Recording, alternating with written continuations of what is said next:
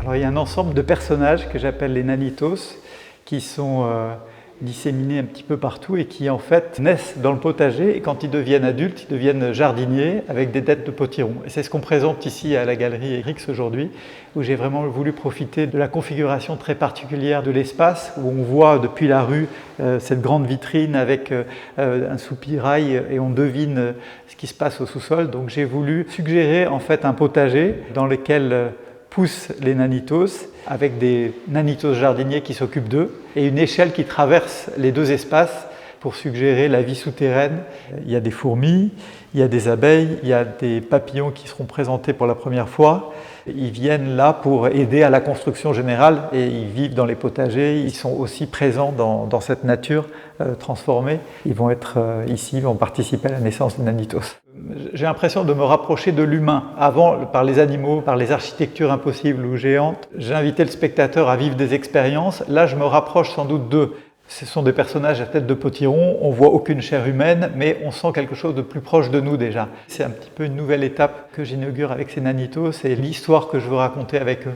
À Marrakech, chez moi, depuis 20 ans, j'ai installé toutes les étapes de mon travail avec des installations conséquentes comme une maison à l'envers, une maison de géant, des chevaux monumentaux, une girafe dans une salle à manger. Enfin, il y a plein d'installations partout, mais qui n'étaient pas finalement reliées les unes avec les autres. Ces nanitos qui naissent dans le potager donnent un côté plus humain, je dirais, à l'ensemble et relient un petit peu toutes ces grandes installations. Je cherche toujours à déstabiliser un petit peu le visiteur et qu'il vive une expérience. Donc, le fait de l'inviter dans une maison de géante à retrouver des sensations d'enfant ou dans une maison à l'envers pour le déstabiliser et perdre les repères ou arriver dans une pièce où il y a une invasion d'abeilles ou bien une girafe géante, c'est toujours pour déstabiliser le visiteur et l'inviter un petit peu à retrouver des sensations d'enfance, à retourner un petit peu dans ce monde qui moi me nourrit mais qui finalement est commun à tous et qui est souvent très enfoui ou oublié. On me dit souvent que les enfants doivent être sensibles à mon travail, mais finalement c'est plus une invitation pour les adultes à retrouver des sensations d'enfant, à retrouver des sensations et un univers qu'on a souvent oublié, qui est plus féerique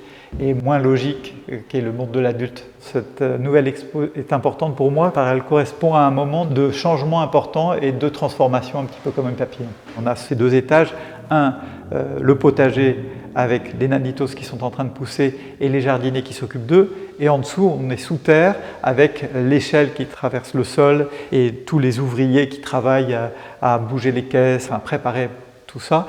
On a trouvé plus intéressant de suggérer ce potager en faisant en sorte que chaque pièce est également unique et que chacun puisse se l'approprier.